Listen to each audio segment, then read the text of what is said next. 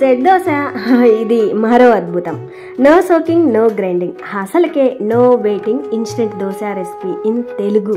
Just 2 నిమిషాల్లో batter ready అండి. Grind చేసామా, దోశ వేసామా. ఒక ముక్కలో చెప్పాలంటే super tasty, super easy breakfast recipe for busy moms, busy days, bachelors.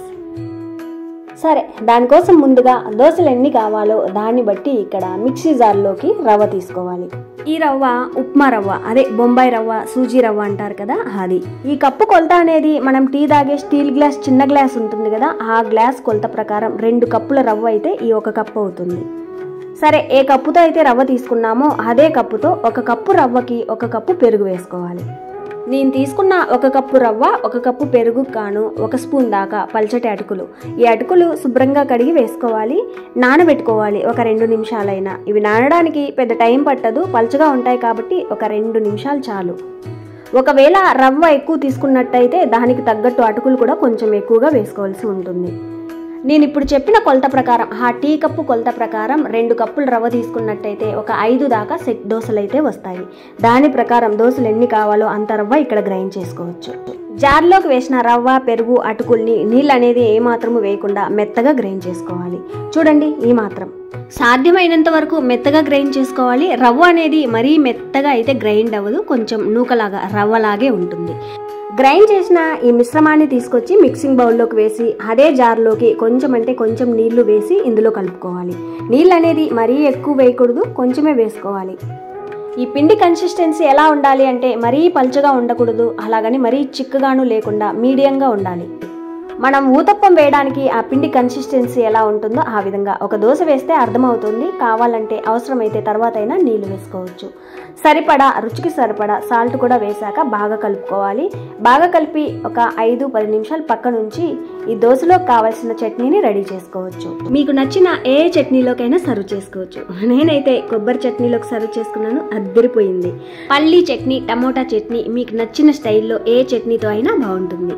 Chutney ready చేసుకున్న తర్వాత ఇందాక రెడీ చేసుకున్నాం కదా, ఈ మిశ్రమంలోకి ఒక 1/4 టీ స్పూన్ దాకా బేకింగ్ పౌడర్. ఇక్కడ బేకింగ్ పౌడర్ లేకుంటే ఈనో ప్యాకెట్ అయినా వేసుకోవచ్చు. బేకింగ్ పౌడర్ వేసిన తర్వాత ఈ విధంగా బాగా కలపడంతోనే ఈ స్టేజ్లో అర్థమైపోతుంది, బబుల్స్ లాగా పిండి పులిసినట్టు మనకు తెలుస్తుంది. అది వేయడం వల్లే ఆ విధంగా దోశ పైన హోల్స్ లాగా పడుతుంది. ఈ బేకింగ్ పౌడర్ అనేది ఖచ్చితంగా వేసుకోవాలి. బేకింగ్ పౌడర్ లేదని వంట సోడా మాత్రం అస్సలు వేయొద్దే, అది పొంగదు, హోల్స్ లాగా అస్సలు రాదు కూడా. బేకింగ్ పౌడర్ లేకుంటే ఏమి, ఈనో ప్యాకెట్ మొత్తమైనా వేసేసుకోవచ్చు. దోశ వేసే ఈ పిండిని పులియబెట్టడం లేదు కాబట్టి బేకింగ్ పౌడర్ ఖచ్చితంగా వేసుకోవాలి. చూడండి, నీళ్లు చల్లగానే పెనం ఈ విధంగా బాగా హీట్ మీద ఉండాలి. ఆ తర్వాత లో ఫ్లేమ్లో ఉంచి దోశ వేసుకోవాలి. దోశ వేసే ప్రతిసారి పిండిని బాగా కలిపి వేసుకోవాలి, లేదంటే కొంచెం నూకలాగా రవ్వలాగా ఉన్న పిండి ఏదైతే ఉందో అది అడుక్కు వెళ్ళిపోతుంది. ఇక్కడ దోశ వేసే ముందు లో ఫ్లేమ్లో ఉంచాం కదా, దోశ వేసిన తర్వాత ఆ పెనం అనేది హీట్ తక్కువ ఉంది అనిపిస్తే మీడియం ఫ్లేమ్లో పెంచుకోవచ్చు. ఒకవేళ పెనం మరీ హీట్గా ఉంది అనిపిస్తే లో ఫ్లేమ్లోనే ఉంచుకోవచ్చు.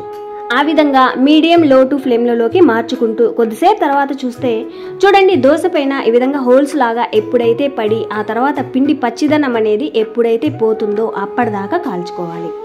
చూడండి, ఈ విధంగా. ఒకవేళ ఈ విధంగా హోల్స్ పడలేదు అంటే వేసిన బేకింగ్ పౌడర్ అనేది తక్కువగా వేశారని అర్థం. మళ్ళీ ఆ పిండిలో కావలసినంత ఇంకొంచెం బేకింగ్ పౌడర్ వేసుకోవచ్చు. ఒక దోశ వేశాక మరీ మందంగా ఉన్నట్టు అనిపిస్తే ఇందాక కలిపి పెట్టుకున్న పిండిలోకి కొంచెం నీళ్లు వేసి ఇంకొంచెం పల్చగా దోశ వేసుకోవచ్చు.